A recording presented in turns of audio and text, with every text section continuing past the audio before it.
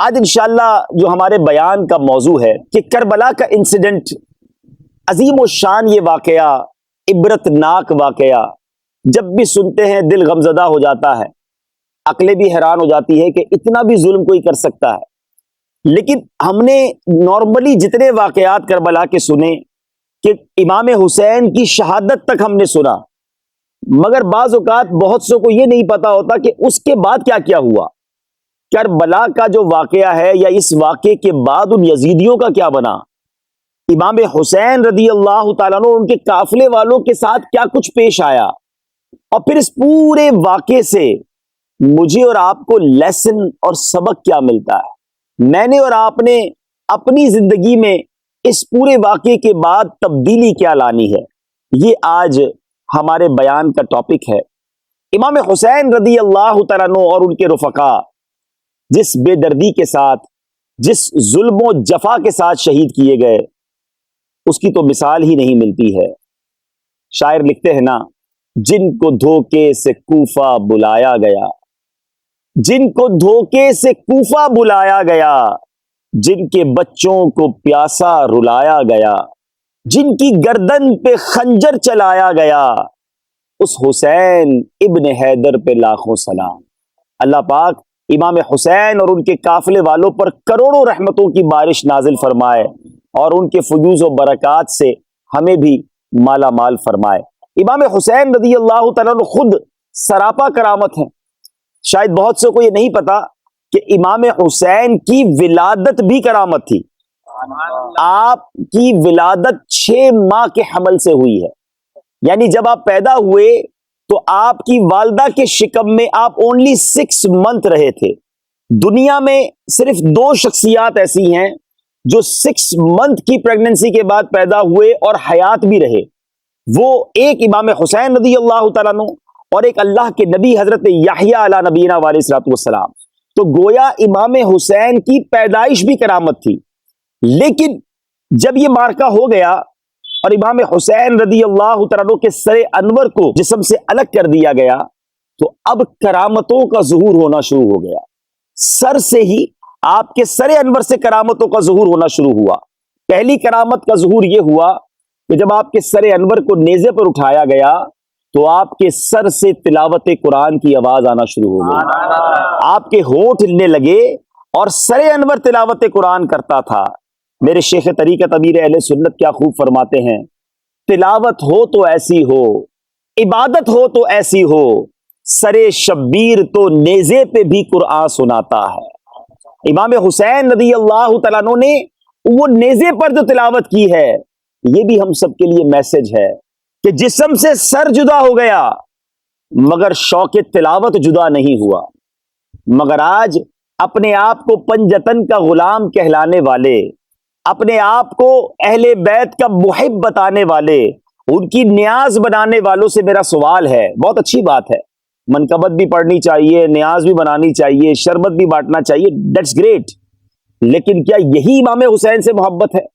وہ تو سر جسم سے الگ ہو جائے تو تلاوت نہ چھوڑیں، اور ہم میں سے بہت بڑی تعداد تو وہ ہے جس کو صحیح تلفظ کے ساتھ قرآن پڑھنا ہی نہیں آتا ہے۔ تلاوت کرنا تو دور کی بات ہے، تلاوت کی ایبلٹی نہیں ہے۔ اب بتائیے نا، یہ کیسی اہل بیت کی غلامی ہے؟ بہرحال اب سر انور جب خولی بن یزید، یہ مردود وہی ہے کہ جس نے حضرت امام حسین رضی اللہ عنہ کا سر جو ہے تن سے جدا کیا، شمر اور خولی یہ وہی بدبخت ہے۔ اب جب خولی یہ سر انور لے کر گورنر ہاؤس پہنچا ابن زیاد کو پیش کرنے کے لیے، تو گورنر ہاؤس کا ڈور جو تھا، دروازہ بند ہو گیا تھا، تو یہ اپنے گھر لے آیا سر انور کو، اور اپنی زوجہ، اس کی زوجہ کا نام تھا نیوار، اپنی زوجہ کو کہتا ہے کہ اے نیوار، دیکھ تیرے لیے میں کتنی بڑی دولت لایا ہوں۔ امام حسین رضی اللہ تعالیٰ عنہ کے سر انور کو بے ادبی سے زمین پر رکھا اور اس پہ برتن الٹ دیا۔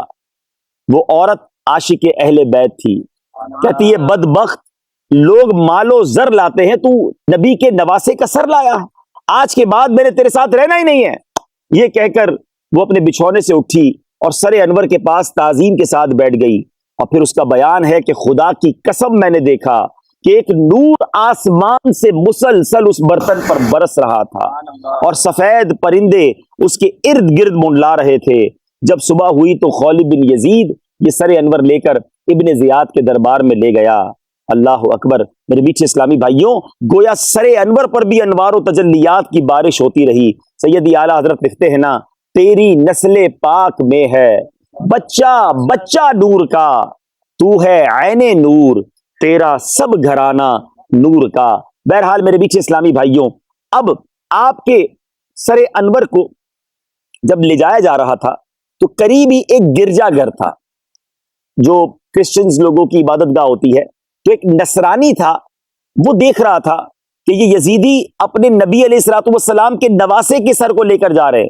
رات کا ٹائم ہو گیا, انہوں نے کہیں پڑاؤ ڈالا, تو اس نصرانی نے ان لوگوں سے کہا کہ کیا ایک رات کے لیے مجھے سر دے سکتے ہو, میں اس کے بدلے تمہیں 10,000 اشرفیہ دوں گا. پہلے ہی لالچی لوگ تھے, پیسے کے لیے تو سب کچھ کیا تھا. انہوں نے سر انور کو اس نصرانی کے سپرد کر دیا. اس نصرانی نے عطر لگایا, خوشبو لگائی, تعظیم کی جگہ پر سر انور کو رکھا, ساری رات اس سر انور کے پاس ادب کے ساتھ بیٹھا رہا, رو رو کر رات گزاری. صبح ہوئی تو اس نے کلمہ پڑھ کر اسلام قبول کر لیا, اور پھر اپنی ساری دولت, اپنا یہ جو گرجا گھر وغیرہ تھا, سب خیر آباد کیا اور اللہ کی عبادت میں مصروف ہو گیا. گویا سر انور سے برکتوں کا ظہور ہو رہا تھا. ایمان والے دیکھتے تھے یا پاکیزہ دل والے دیکھتے تھے تو ان کے دل جگمگا اٹھتے تھے, مگر جن کے دلوں پر مہر لگی تھی ان پر کوئی اثر نہ ہوتا تھا. دیکھیے نا, نبی پاک علیہ الصلوۃ والسلام کے دور میں بھی تو ایسا ہی تھا کہ پیارے آقا کو ایمان کی حالت میں کوئی دیکھتا تھا تو صحابی بن جاتا تھا. لیکن اگر کسی کے دل پر ہی مہر تھی تو ابو جہل نے بھی تو دیکھا تھا, مکے کے کافروں نے بھی تو دیکھا تھا, مگر ان کے دلوں پر مہر تھی. تو بہرحال میرے میٹھے اسلامی بھائیوں, حضرت امام حسین رضی اللہ تعالیٰ عنہ کے سر انور کو پھر ابن زیاد کے دربار میں پیش کیا گیا. اس بدبخت نے وہاں بھی بڑی بدتمیزی کی, بے ادبی کی, مگر اس کے بعد اب سوال یہ ہے, there is a question, کہ اتنا بڑا ظلم یہ ہو کیسے گیا؟ کیا کوئی شخص ایسا بھی کر سکتا ہے؟ ایک کوشچن دماغ میں آتا ہے کہ یہ کلمہ پڑھنے والے بھی تھے, یہ اذان بھی دیتے تھے, یہ نماز بھی پڑھتے تھے, مگر یہ کیسے اتنا بڑا ظلم کر بیٹھے؟ اس کا جواب جو ہے وہ بڑا ہی ڈرا دینے والا ہے کہ یہ کیسے پاسبل ہے کہ کوئی کلمہ پڑھنے والا اپنے نبی کے ہی نواسے کو شہید کر دے, انہی کے خاندان کے لوگوں کو پیاسا رکھے. ذرا غور کریں نا, ظلم بھی کیسا تھا. علی اصغر رضی اللہ تعالیٰ کی تو عمر ہی 6 منتھ تھی, 6 مہینے کے بچے کے گلے پر بھی تیر چلایا گیا.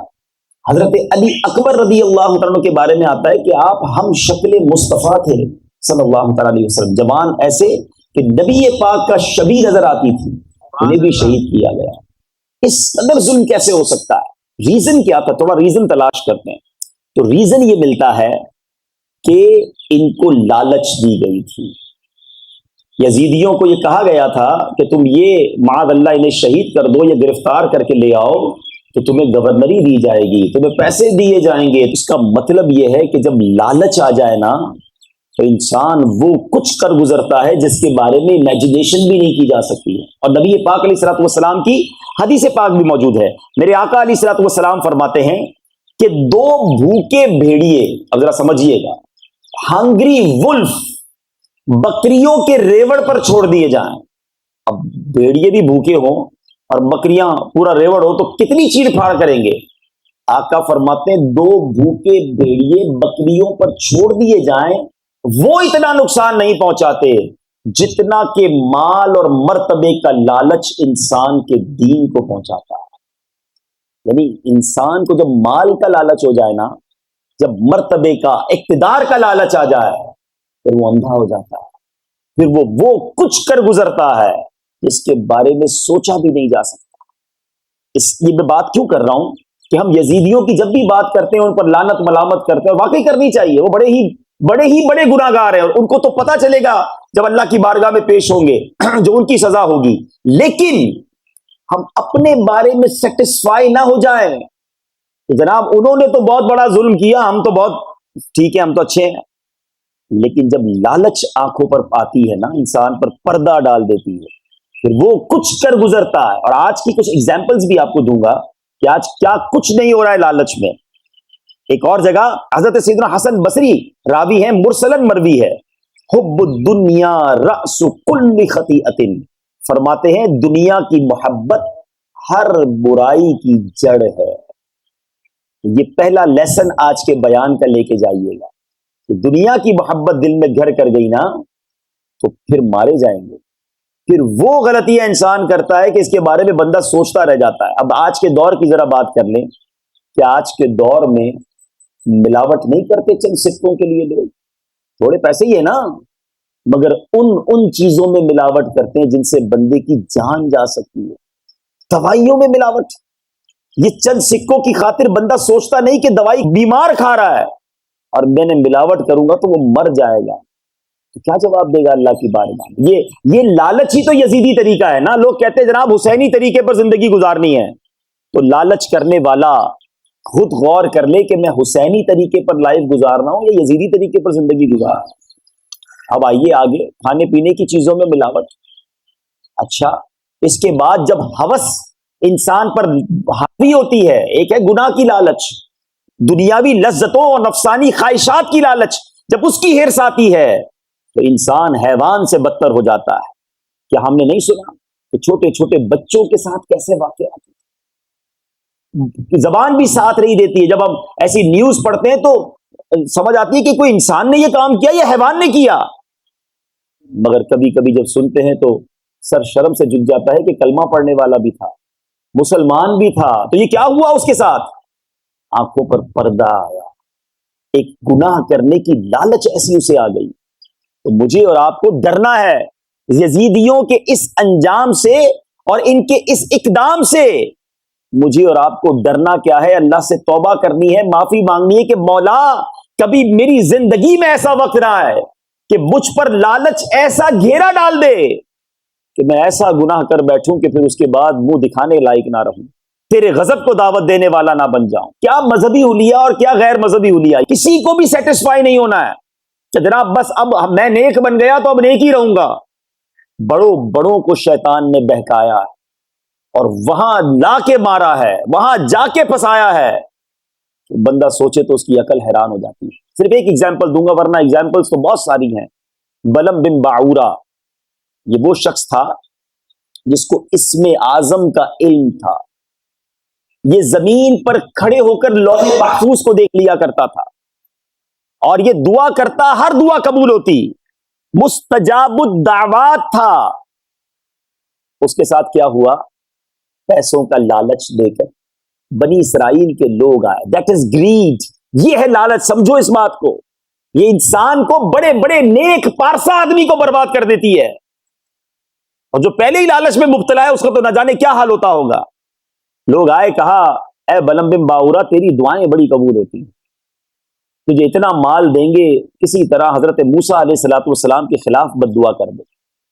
وہ کہتا اللہ کے بندو تم مجھ سے اللہ کے نبی کے خلاف بد دعا کروانے آئے ہو. تھوڑا مال اور بڑھا دیا, تھوڑا مال اور بڑھا دیا, تھوڑی اور مراعات اور پیکج بڑھتا گیا, آخر کار پردہ آتا گیا. اس بدبخت نے ہاتھ اٹھائے, سمجھا میں خدا کے نبی کے خلاف بد دعا کروں گا اور کامیاب ہوں گا. ہاتھ اٹھنے کی دیر تھی, جو حضرت موسیٰ کے خلاف دعا کرتا زبان سے اپنے ہی خلاف وہ دعا نکلتی تھی. زبان نے ساتھ دینا چھوڑ دیا اور آخر کیا ہوا؟ اس کی زبان لٹک گئی اور بے ایمان ہو کر مرا. ایمان بھی نہیں بچا, صرف عبادتیں نہیں گئیں, کفر کی موت مرا. اور روایتوں کا مضمون ہے کہ بلم بن باعورہ قیامت کے دن کتے کی شکل میں جہنم میں داخل کیا جائے گا, اور اصحاب کہف کا وہ جو کتا ہے وہ بلم بن باعورہ کی شکل میں جنت میں داخل کیا جائے گا. یہ اللہ کے فیصلے ہیں, لیکن ہم سب کے لیے یہ ڈرنے والی بات ہے. بعض اوقات چند نمازیں پڑھ کے, روزے رکھ کے, صدقہ خیرات کر کے, حج کر کے ہم بڑے سیٹسفائی فیل کرتے ہیں کہ جناب میں تو بڑی پرفیکٹ لائن پہ ہوں, بہت سچ بولتا ہوں. اچھی بات ہے, شکر بھی ادا کریں مگر ساتھ ڈرتے بھی رہیں, اللہ کی مدد بھی مانگتے رہیں. یا اللہ جو کچھ ہوں تیری وجہ سے ہوں, میرا کچھ نہیں, اور بچائی رکھنا بھی تیرا ہی کام ہے. ولا حول ولا قوت الا باللہ العلی العظیم. اس کا معنی پڑھا ہے کبھی کہ کوئی نیکی, کوئی بھلائی اس میں ہماری کوئی طاقت نہیں ہے, یہ فقط اللہ تبارک و تعالیٰ کی طرف سے, اسی کی مدد سے کوئی بندہ نیکی کر سکتا ہے. بہرحال ان ظالموں نے تو ظلم کر دیا. بڑے پلان تھے ان کے کہ راستے کی یہ دیوار ہٹ جائے گی، اس کے بعد تو ہم ہوں گے اور حکومتیں ہوں گی، ہم تو پوری دنیا پر پھر راج کریں گے، کون ہمارے آگے سر اٹھائے گا؟ جب نواسہ رسول اور ان کے خاندان کو ہی شہید کر دیا تو پھر تو ہم سے ٹکر لینے والا تو بچے گا ہی کوئی نہیں نا. مگر مدعی لاکھ برا چاہے تو کیا ہوتا ہے، وہی ہوتا ہے جو منظور خدا ہوتا ہے. ان لوگوں کا وہ حال ہوا، وہ عبرتناک حال ہوا جس کے بارے میں آج پڑھیں تو جس کو کہنا کہ اندر سے تو خوشی بھی ہوتی ہے کہ ان ظالموں کا حال ہی یہ ہونا چاہیے تھا جو نواسہ رسول کے ساتھ انہوں نے کیا. شاعر لکھتے ہیں ان کے بارے میں، اے تشنگانے خونے جوانان اہل بیت، دیکھا کہ تم کو ظلم کی کیسی سزا ملی، کتوں کی طرح لاشیں تمہارے سڑا کیے، گورے پہ بھی نہ گور کو تمہاری جا ملی، رسوائے خلق ہو گئے برباد ہو گئے، مردود و تم کو ذلت ہر دو سرا ملی، تم نے اجاڑا حضرت زہرا کا بوستان، تم خود اجڑ گئے تمہیں یہ بد دعا ملی، دنیا پرستوں دین سے منہ موڑ کر تمہیں دنیا ملی نہ عیش و طرب کی ہوا ملی، آخر دکھایا رنگ شہیدوں کے خون نے، سر کٹ گئے امانت تمہیں ایک ذرا ملی، پائی ہے کیا نعیم انہوں نے ابھی سزا، دیکھیں گے وہ جہیم میں جس دن سزا ملی. ابھی تو سزا ملنی ہے انہیں. بہرحال یزید سب سے بڑا مجرم، اس یزید کی جو موت ہوئی اس کو کتنی دیر تک اقتدار ملا؟ 3 ایئرز. 3 سال کے بعد اس کو 39 ایئرز کی ایج میں اسی کی کسی محبوبہ نے ویرانے میں ہلاک کر دیا، اور اتنے دن تک اس کی لاش وہاں رہی کہ کیڑے کھاتے رہے، کسی کو پتہ ہی نہیں چلی کہ یزید گیا کدھر ہے. اور پھر جا کے جب اس کی لاش ملی تو اس کا ویسے ہی برا حال ہو چکا تھا. ابن زیاد یہ یزید کے بعد سب سے بڑا مجرم یہ تھا جو کوفہ کا گورنر تھا.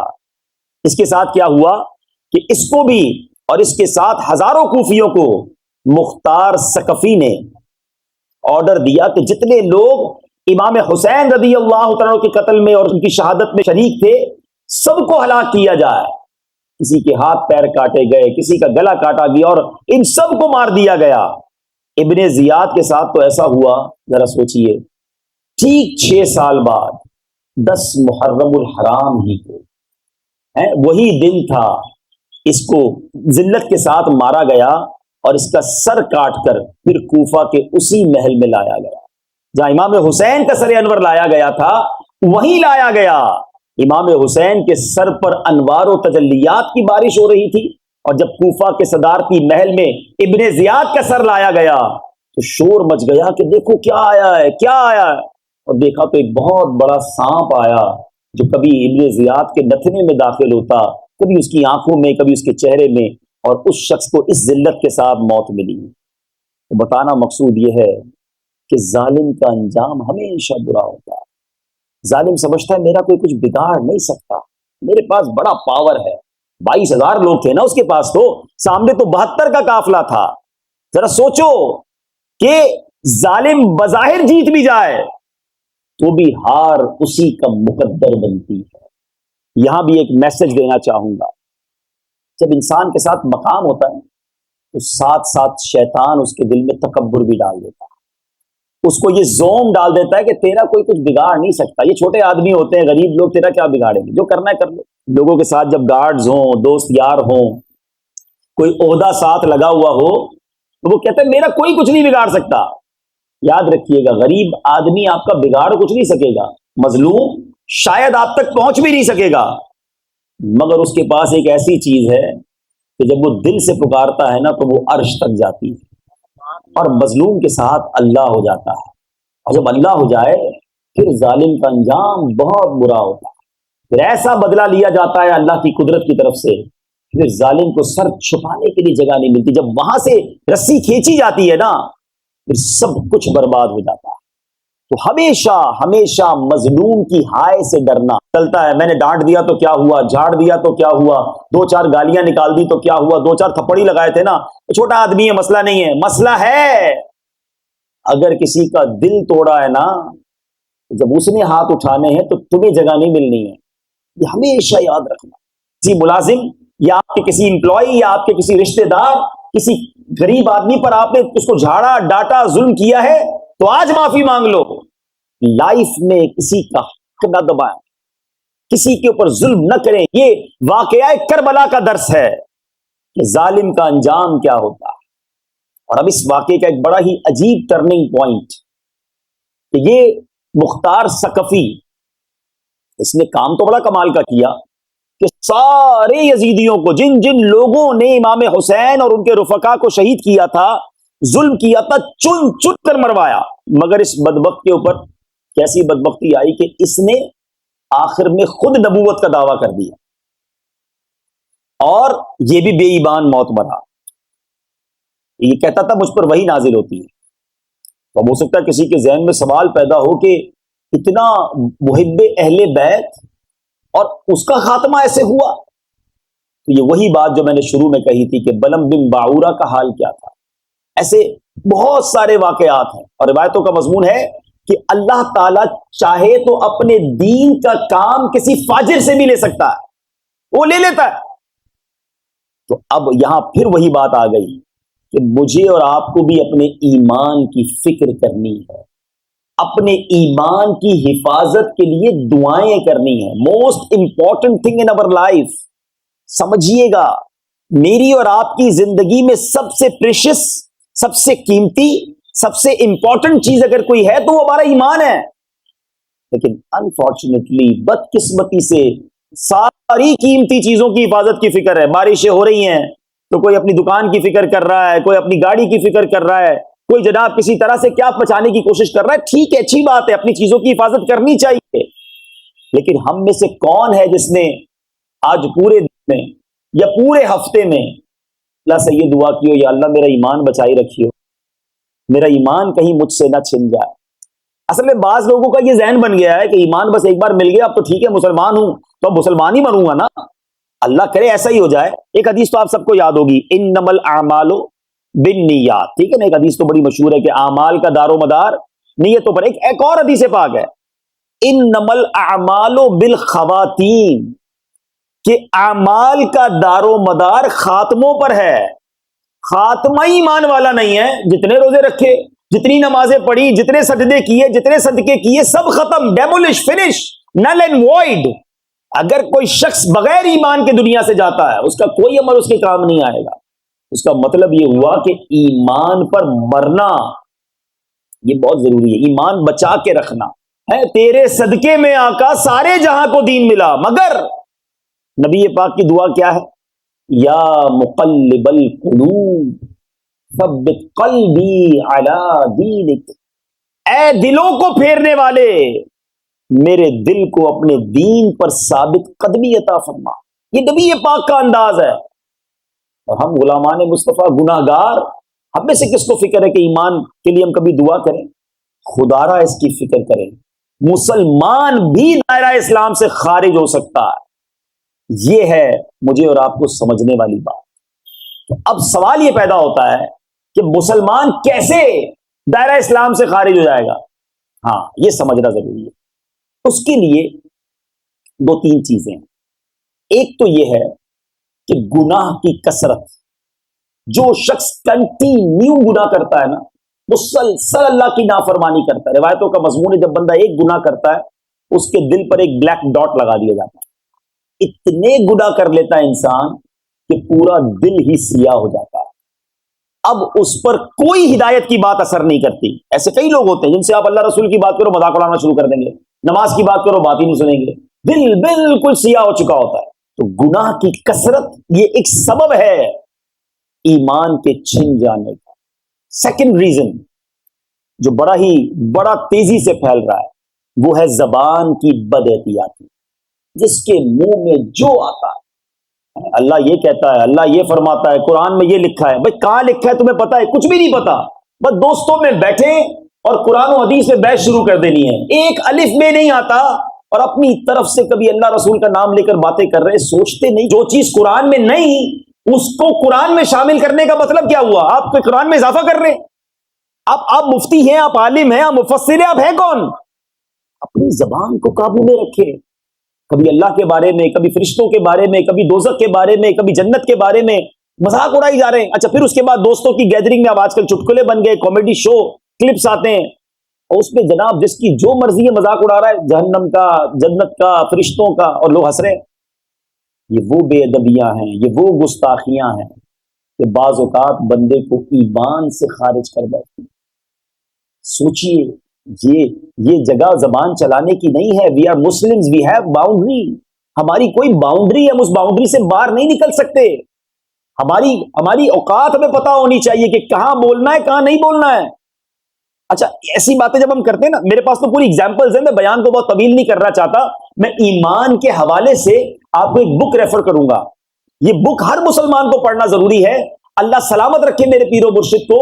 علماء فرماتے ہیں کہ پچھلے 1400 سالوں میں اس موضوع پر اتنی وضاحت کے ساتھ اردو زبان میں ایسی کوئی کتاب نہیں لکھی گئی ہے, اور اس کا نام ہے کفریہ کلمات کے بارے میں سوال و جواب. پلیز ایک بار پڑھ کر تو دیکھیں آپ اس کتاب کو, آپ کو اندازہ ہوگا کہ باتوں باتوں میں کیا کیا کہہ جاتے ہیں. اوپر اللہ, نیچے تم. اللہ تبارک و تعالیٰ کو اوپر والا کہنا کفر ہے. ہم تو بچوں کو بھی سکھاتے, بیٹا اللہ کہاں ہے, وہ بچے بھی اشارہ کر رہے ہوتے ہیں. علم ہی نہیں ہے نا, اللہ کے لیے سمت مکان ماننا یہ کفر ہے. لیکن سیکھا کس نے, معلوم کس نے کیا؟ یہ میں نے آپ کو صرف ایک چھوٹی سی مثال دی ہے. تو خدا را اپنے ایمان کی فکر کیجئے. ایمان کے بغیر کچھ نہیں ہے. ایمان نہیں تو کچھ بھی نہیں. بعض اوقات انسان ایمان سے بھی جاتا ہے, اس کا نکاح بھی ٹوٹ جاتا ہے اور اسے معلوم ہی نہیں ہوتا. اب مثال کے طور پہ, اچھا یہ تو اب گانوں کے اشعار, ایسے تو بہت سارے اشعار ہیں, میں صرف فار ایگزامپل بتا رہا ہوں. میں نے کتاب میں پڑھا تھا, کوئی ایسا شعر ہے کہ پوجا کروں یا سجدہ کروں. اب اپنے محبوب کو کوئی یہ کہہ رہا ہے کہ تیری پوجا کروں یا سجدہ کروں, تو یعنی محبوب کو خدا مانا یا پوجا کرنے کے لیے اس کو معبود مانا, میری تو کفر ہے. اور ایسے گانے لوگ گا رہے ہوتے ہیں, لڑکے لڑکیاں گنگنا رہے ہوتے ہیں, ایک دوسرے کو شیئر کر رہے ہوتے ہیں. اب بتائیے, یہی تو وہ سازش ہے شیطان کی کہ کسی طرح لوگوں کا ایمان چھین لیا جائے, اور ہم اس کی سازش میں آ جاتے ہیں کیونکہ لا علمی ہے, علم سے دوری ہے. اچھا یہ تو ہو گئی یہ باتیں. اچھا اب انسان ایک کیفیت میں آتا ہے, کسی کے ساتھ کوئی واقعہ ہو جائے, اللہ معاف کرے, کسی کے گھر میں جوان موت ہو گئی, ایکسیڈنٹ ہو گیا. یاد رکھیے مومن کا امتحان ہے نا. امام حسین کے سامنے 6 مہینے کے علی اصغر کو شہید کیا گیا تھا. زبان پر شکوہ آیا, کمپلین آئی, علی اکبر جوان شہید ہوئے, کمپلین آئی. ہر حال میں اللہ کا شکر تھا نا, رب کی رضا پر راضی تھے. ادھر میت ہو جائے تو کتنے کفریہ کلمات زبان پر آتے ہیں لوگوں کے. اللہ کو میرا ہی گھر نظر آیا تھا, میرا ہی جوان بیٹا ملا تھا, اللہ سنتا ہی نہیں ہے میری, استغفر اللہ. یہ سارے کفریہ کلمات ہیں. اللہ کو ظالم کہنا, اللہ کو نہ سننے والا سمجھنا. لیکن یہ تو میں نے چھوٹی چھوٹی باتیں کی ہیں. اگر آپ اس کی ڈیٹیل میں جائیں اور یہ کتاب آپ پڑھیں گے تو آپ کو اندازہ ہوگا کہ اس کیفیت میں. دیکھیں گھر میں حادثہ ہوا, تکلیف ہے, مگر اس حادثے کی وجہ سے ایمان ہی چلا گیا. یہ تو بہت بڑی تکلیف ہو گئی نا, بہت بڑی مصیبت آ گئی. تو پلیز چاہے خوشی ہو چاہے غم, ہم خوشی میں بھی ایک باؤنڈری کے اندر رہیں. سیلیبریٹ کرنے کا اسلام میں منع نہیں ہے, ہم اپنی خوشیوں کو انجوائے کریں, کوئی منع نہیں ہے, مگر ایک باؤنڈری ہے نا. ہمارا حال تو ایسا ہے کہ خوشی میں بھی رب کو ناراض کرتے ہیں اور غم میں بھی رب کو ناراض کرتے ہیں. وہ سیلیبریشن کے نام پہ طوفان بدتمیزی ہوتا ہے. یعنی ہماری سیلیبریشن جب بھی خوشی کی بات آئے گی تو ساتھ ناچ گانا آئے گا, ساتھ میوزک ضرور ہوگا, ساتھ بے پردگی ضرور ہوگی, ساتھ فائر ورک ضرور ہوگا. یعنی ہر وہ کام خوشی میں کرنا جس سے اللہ ناراض ہوتا ہے. ارے عقل تو یہ کہتی ہے کہ رب عطائیں بڑھاتا, میں سجدے بڑھاتا, وہ مہربانی کرتا تو میں شکر کرتا. مگر ادھر حال یہ ہے کہ وہ عطائیں بڑھاتا ہے, بندہ خطائیں بڑھاتا. پھر ہم کہتے ہیں پتہ نہیں کیا نظر لگ گئی, پتہ نہیں گھر میں کیا ہو گیا, اتنا زبردست نیا گھر بنایا تھا, اتنی بڑی پارٹی کی تھی, گھر میں مزہ ہی نہیں آتا, پتہ نہیں جب سے گھر گیا ہوں بیمار رہتا ہوں. تم نے اس گھر میں داخل ہوتے وقت شکر کب کیا تھا؟ ہونا یہ چاہیے تھا کہ کروڑوں لوگ بے گھر ہیں, اللہ نے تجھے اتنا اچھا گھر دیا, تو شکر ادا کرتا, صدقے دیتا, سجدے کرتا کہ میرے مالک اتنا پرسکون گھر دیا ہے, اس گھر میں مجھے عافیت بھی دینا اور مجھے جنت میں بھی گھر دینا. اور اللہ کی شان دیکھو, جو شکر ادا کرتا ہے اس کے بارے میں رب فرماتا ہے لَإِن شَكَرْتُمْ لَأَزِيدَنَّكُمْ, تم میرا شکر ادا کرو میں تمہیں اور عطا کروں گا. جتنا شکر ادا کرو اور عطا کرتا ہے. ادھر پرابلم ہی یہی ہے, ادھر نعمت ملی ادھر نافرمانی شروع. بندہ غریب ہوتا ہے, تھوڑے گناہ ہوتے ہیں, جیسے جیسے اللہ مالدار بناتا جاتا ہے، نعمتیں دیتا جاتا ہے، اس کے گناہ بھی بڑھتے جاتے ہیں. یہ کیا بے وقوفی ہے؟ Please try to understand. ہماری خوشی میں بھی رب راضی ہو، یعنی وہ کیسی خوشی ہے اپنے آپ سے پوچھ لو. اب اس پہ آپ خود ہی ساری چیزیں ایڈ کر لیجئے، چاہے وہ برتھ ڈے ہو، چاہے وہ شادی ہو، چاہے وہ جناب نیا گھر ہو، یا جس قسم کی بھی آپ کی سیلیبریشن ہو. یہ کیسی خوشی ہے کہ آپ تو خوشیاں منا رہے ہیں مگر اس خوشی سے آپ کا رب ناراض ہو رہا ہے. خوشی وہ ہے کہ میں بھی خوش رہوں اور میرا رب بھی مجھ سے خوش رہے. اس سے اچھی خوشی کون سی ہوگی؟ اور جب بھی زندگی میں تکلیف آئے نا، آزمائش آئے، اب مومن کا امتحان ہے. دیکھیں، آزمائش کے بغیر کسی کی لائف نہیں گزرے گی، یہ پہلے سے پلان سمجھ لیجئے. زندگی کی گاڑی مسائل کے پہیوں پر ہی چلتی ہے، اور یہ قرآن نے پہلے ہی وعدہ کر دیا ہے. بسم اللہ الرحمن الرحیم. وَلَنَبْلُوَنَّكُمْ بِشَيْءٍ مِّنَ الْخَوْفِ وَالْجُوعِ وَنَقْصٍ مِّنَ الْأَمْوَالِ وَالْأَنفُسِ وَالثَّمَرَاتِ. پوری لسٹ اللہ نے دے دی. ہم ان قریب تمہیں آزمائیں گے. وَلَنَبْلُوَنَّكُمْ بِشَيْءٍ. کن کن چیزوں سے؟ خوف سے، ڈر سے. کبھی ٹینشن ہوتا ہے نا، دشمن کا خوف، ڈاکو کا خوف، دہشت گردوں. کبھی نہ کبھی زندگی میں آپ خوف کی کیفیت سے گزریں گے، خوف سے، جو سے. پھر نقص من الاموال، تمہارے مالوں میں کمی ہوگی، کوئی آپ کی آئٹم خراب ہو جائے گی، کوئی ڈسٹرب ہو جائے گا، کاروبار ڈاؤن ہو جائے گا. آپ کے ثمرات کے اندر، یعنی کوئی پھلوں اور کھیتوں والا ہوگا تو اس کے باغ پھل وہ بھی خراب ہوں گے. تمہاری اولاد میں پرابلم ہوگی، تمہارے مالوں میں پرابلم ہوگی، تمہاری جان میں بیماری آئے گی. یہ ساری چیزوں سے آزمایا جائے گا. So that is the message of قرآن کہ آزمائش آئے گی، صبر کرنا، کیونکہ ان اللہ مع الصابرین، اللہ صبر کرنے والوں کے ساتھ ہے، صابروں کے ساتھ ہے. تو کربلا کا پیغام ہمیں یہ بھی ملتا ہے کہ مصیبت اور آزمائش میں صبر کا دامن نہیں چھوڑنا. ہمیں ایک آخری روایت سنا کر اپنی گفتگو ختم کرتا ہوں. حدیث پاک کا مضمون ہے کہ اللہ تبارک و تعالیٰ نے کسی بندے کا کوئی اسٹیٹس، کوئی مقام رکھا ہوتا ہے کہ یہ بندہ وہاں تک پہنچ جائے، مگر روزے رکھ کے، عبادت کر کے، ریاضتیں کر کے نہیں پہنچ پا رہا ہوتا ہے، عمل نہیں ہوتا. تو پھر اللہ تبارک و تعالیٰ اس بندے پر کوئی آزمائش بھیجتا ہے، بیماری بھیج دی، لاس ہو گیا کاروبار میں، یا واٹ ایور پرابلم آئی، تاکہ یہ بندہ صبر کر لے اور اللہ اسے اس گریڈ تک، اس مرتبے تک پہنچا دے. یعنی یہ آزمائش آپ کے اور میرے مرتبے بڑھانے آئی تھی، مگر ہائے اس بد نصیب کا واویلا کرنا، بے صبری کرنا، کمپلینس کرنا کہ مرتبے تو نہ بڑھے، بے صبری کر کے وہ ثواب بھی ضائع کر دی. تو اپنی زندگی میں ہمیشہ یہ ذہن بنا ہے کہ اگر آزمائش آئی ہے تو میں نے صبر کرنا ہے، خوشی ملی ہے، نعمت ملی ہے تو میں نے شکر کرنا ہے. میں نے اللہ کی نافرمانی نہ آزمائش میں کرنی ہے، نہ خوشی میں کرنی ہے. تو بہرحال میرے بیچ اسلامی بھائیوں، مجھے اور آپ کو اس واقعے سے بہت کچھ سیکھنے کو ملتا ہے. کاش جو اب اگلی زندگی ہے، اب آج کے بعد کی جو زندگی ہے، وہ حسینی طریقے پر گزرے، وہ لالچ کے ساتھ نہ گزرے، وہ ظلم کے ساتھ نہ گزرے، وہ ناشکری کے ساتھ نہ گزرے، وہ بے صبری کے ساتھ نہ گزرے. یہ ساری باتیں میں نے آج آپ کو ایک ایک کر کے بیان کی ہیں.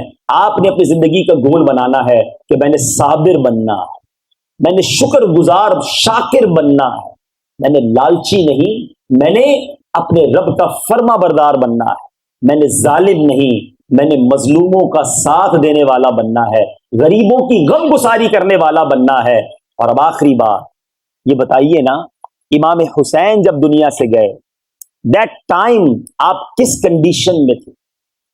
امام حسین سجدے میں تھے، سجدے میں سر قلم کیا گیا. بتاؤ نا یہ کیا میسج ہے؟ امام حسین اپنے سارے ماننے والوں کو گویا یہ میسج دے گئے کہ ہم تلواروں کے سائے میں اور تپتی ریت میں نماز نہ بھولے، تم نرم بستروں پر نماز قضا مت کرنا. میں تو پنجتن کا غلام ہوں کہنے والوں، وہ تپتے صحرا میں سجدہ کریں، تم بستر پر فجر قضا کر دو. بتاؤ نا، نماز قضا کر کے کون سی اہل بیت کی غلامی ہے؟ کیسے جواب دیں گے ہم اگر قیامت کے دن امام حسین رضی اللہ تعالیٰ عنہ سے ہماری ملاقات ہو گئی اور انہوں نے پوچھ لیا کہ ہم تو نانا کے دین کو بچانے کے لیے سب کچھ قربان کر گئے، تم نے دین کی کیا خدمت کی؟ ہمارا تو آخری وقت بھی سجدے میں تھا اور تم نماز قضا کرتے رہے. ہم کیا جواب دیں گے؟ پلیز، حسینی طریقہ ہے نماز پڑھنا. حسینی طریقہ ہے تلاوت کرنا. یاد رکھیے گا آج سے تقریباً 1400 سال پہلے آپ کو لیے چلتا ہوں, 9 اور 10 محرم کی درمیانی رات ہے. تصور کرتے ہیں ایک طرف 72 افراد کے خیمے لگے ہوئے, رات کا ہو کا آدم, اور بائیں طرف بہت بڑی خیمہ بستی ہے, 22,000 کا لشکر خیموں میں. آپ کو پتہ ادھر والے خیموں میں کیا ہو رہا تھا؟ سجدے ہو رہے تھے, تلاوت ہو رہی تھی, دعائیں ہو رہی تھی, گریہ وزاری ہو رہی تھی, اور ادھر خیموں میں ناچ گانے ہو رہے تھے, شراب چل رہی تھی, رنگ رلیاں منائی جا رہی تھی. اب ذرا غور کر لو ہماری راتیں کیسی گزر رہی ہیں, نمازوں میں, سجدوں میں, دعاؤں میں, تلاوت میں, یا معاذ اللہ کوئی رات فلموں کے بغیر نہیں ہوتی, کوئی رات گانوں بازوں کے بغیر نہیں ہوتی. کئی ایسے بد نصیب ہیں جو شراب پیتے ہیں. بتاؤ یہ کون سا طریقہ ہے, حسینی طریقہ, یزیدی طریقہ؟ اپنے دل سے پوچھو. اگر واقعی پنجتن پاک کی غلامی کو اپنانا ہے تو اپنی روٹین کو چینج کرنا ہوگا نا, اور پھر دیکھیں زندگی کا ہمیں کیا لطف ملتا ہے. اللہ کرے اس بار پریکٹیکلی ہمیں اہل بیت کی غلامی مل جائے, اور یقین کریں یہ غلامی مل گئی. شاعر کہتا ہے نا, اس گھرانے کا جب سے میں نوکر ہوا, اس گھرانے کا جب سے میں نوکر ہوا, سب سے اچھی میری نوکری ہوئی. تو ہمیں اہل بیت کی اس غلامی کو تھامنا ہے, اور اپنی زندگی کے اندر یہ ہمیں تبدیلی لانی ہے. ٹائم لگتا ہے. یاد رکھیے میں نے بھی جو ایمان کی حفاظت کی بات کی تھی نا, احادیث کا مضمون ہے کہ دوست کے دین پر ہوتا ہے. پہلے میں اور آپ یہ دیکھیں کہ ہمارے دوست کون ہیں. اگر دوست ایمان والے ہیں, دوست واقعی سچے مسلمان ہیں, تو پھر تو ان کی آپ کو ریفلیکشن ملے گی. لیکن آج بہت سارے لوگوں نے دوست وہ بنائے ہوئے ہیں کہ جو ہمیں دین سے ہی دور کر دیتے ہیں, جو ہمیں گناہوں کی طرف لے جاتے ہیں. ہم نماز پڑھے تو مذاق اڑاتے ہیں, مولوی ہو گیا تجھے کیا ہو گیا بھائی, بس ٹھیک ہے جمعے کو پڑھ لیتا ہے کافی ہے. ایسا دوست بنا کر آپ کیسے نیک بن سکتے ہیں؟